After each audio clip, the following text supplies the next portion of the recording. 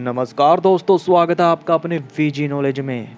पहले के अंडरवर्ल्ड के कंपैरिजन में अब के अंडरवर्ल्ड की बात करें तो एक्टिविटीज़ वही है, लेकिन काम करने का तरीका बदल गया है। पहले के दौर में दगड़ी चाल में बहुत से लोगों को उठाकर लाया जाता था और फिर उनसे पैसा लिया जाता था।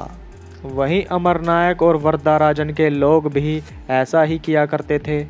इन सब के नाम का बड़े बिजनेसमैनों के अंदर खौफ हुआ करता था। आज के दौर में काम करने का तरीका बिल्कुल अलग हो गया है, लेकिन काम वैसा ही होता है। आज उस शख्स की बात करने जा रहे हैं जो आगरी समाज से बिलोंग करता है। वो एक अच्छे परिवार से है।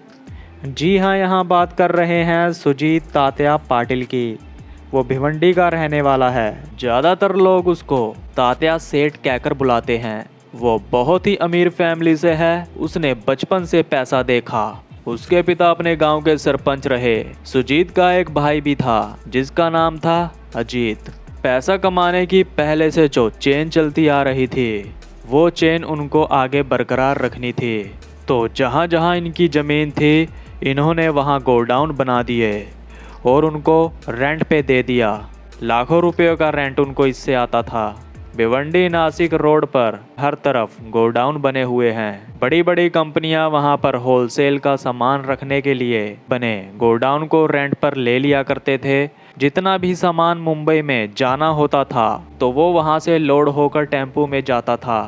आपको बता दें, जितनी भी बड़ी बड़ी मल्टीनेशनल कंपनियां हैं, चाहे वो टेलीविज़न की हो या चाहे ऑटोमोबाइल की, कारों की कंपनियों ने गाड़ी खड़ी करने के लिए वहां यार्ड बनाए हुए हैं। बताया जाता है जब तात्या पाटिल ने अपने गोडाउन बना लिए थे तो उसके लिए लोडिंग, अनलोडिंग और मैनेजमेंट स्टाफ चाहिए था। जो वेयरहाउस के ओनर और किराएदार थे, उनको कहा गया कि जो आपका यहाँ स्टाफ है वो यहाँ हमारा होगा। उनका रेट भी हम ही फिक्स करेंगे।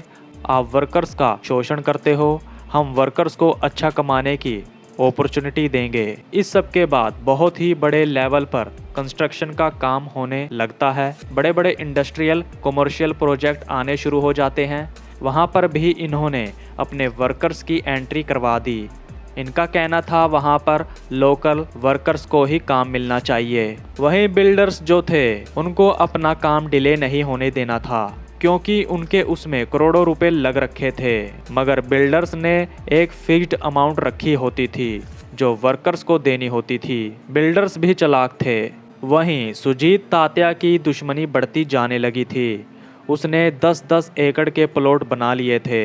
उसका धंधा धड़ल्ले से चल रहा था। उसने अपने बड़े बड़े गोडाउन बना लिए। इसको देखते हुए उसके अपोजिट जो लोग थे, जो इसी काम में उतर रखे थे, सुजीत के वर्करों की भर्ती देखकर ये चीज़ उनको हजम नहीं हो रही थी। विजय और राजेश पाटिल, ये दोनों शिवसेना से जुड़ रखे थे। इनमें से एक शिवसेना का प्रमुख था तो वहीं एक शिवसेना का वर्कर। दोनों को इसका घमंड था कि वो शिवसेना से जुड़े हुए हैं। उनको ये था कि हमारे सामने कोई नहीं बोल सकता।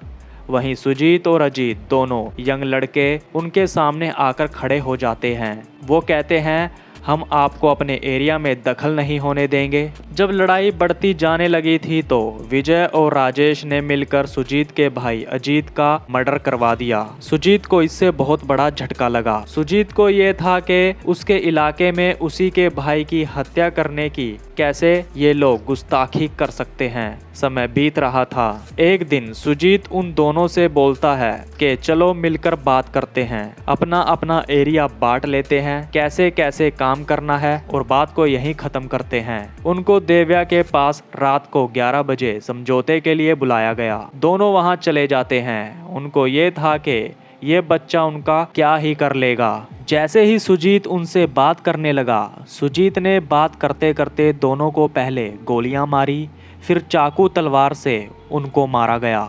खून से लथपथ हाईवे पर वहीं उनकी लाशों को छोड़कर वो वहां से चला जाता है। पुलिस ने जांच पड़ताल करनी शुरू कर दी। कहते हैं सुजीत ने ये मर्डर पूरी प्लानिंग के साथ किए थे।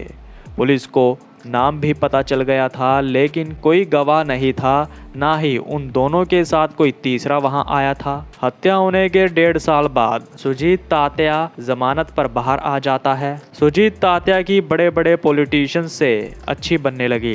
बताया जाता है जमानत पर बाहर आने के बाद कहीं पर झगड़ा हो गया था तो उसने ओपन फायर कर दिया था। उस केस में भी वो जेल गया, मगर जल्द ही वो उस केस से भी जमानत पर बाहर आ जाता है। खबर ये भी आई थी कि सुजीत तात्या ने एक बिल्डर से पैसे मांगे थे। उस बिल्डर ने इसकी शिकायत भी की थी, उसमें भी ये पकड़ा गया था। 1.5 साल पहले फिर से ये जमानत पर बाहर आ जाता है। जब वो बाहर आया था तो उसका लोगों ने स्वागत भी किया था। उसका कहना है कि वो क्रिमिनल नहीं है, उस पर अभी केस चल रहे हैं, जब सजा होगी तब उसको क्रिमिनल माना जाएगा। 1 साल पहले भिवंडी के एक इलाके में सुजीत का बेटा जो कि स्टूडेंट है, वो थार गाड़ी लेकर निकलता है। जब उसकी गाड़ी एक ब्रिज के नीचे पहुंची तो उसके दुश्मन उसको घेर लेते हैं। गाड़ी घेर कर वो लोग उसको बोलते हैं, अपने बाप को बोले वो यहाँ आए, हम उससे बात करना चाहते हैं। लड़के ने फ़ोन करके अपने पिता को बताया कि उसको लोगों ने घेर रखा है। कहते हैं कुछ ही पल में सुजीत के दर्जनों सपोर्टर्स गाड़ियाँ लेकर वहाँ पहुँच गए जहाँ सुजीत का बेटा था। वहाँ दोनों ग्रुप में बहुत ज़्यादा लड़ाई हुई, बहुत लोगों को चोट आई, सर फटे, मगर सुजीत के बेटे को एक खरोच तक नहीं आने दी। उसके बेटे को बचा लिया गया। सुजीत तात्या, जिसके ना जाने कितने दुश्मन हैं, उसके बेटे के साथ कुछ भी हो सकता था। इसको देखते हुए सुजीत अपने बेटे को बाहर भेजना चाहता है, जहां उसका बेटा सेफ रहे। लोगों की माने तो सुजीत तात्या की छवि रॉबिन हुड वाली है। वो गरीबों का मसीहा है और बहुत ही सिंपल रहना उसको पसंद है। तो दोस्तों, ये थी सुजीत तात्या उर्फ तात्या सेठ की जिंदगी से जुड़ी कुछ बातें। अब तक के लिए इतना ही। तो नमस्कार दोस्तों।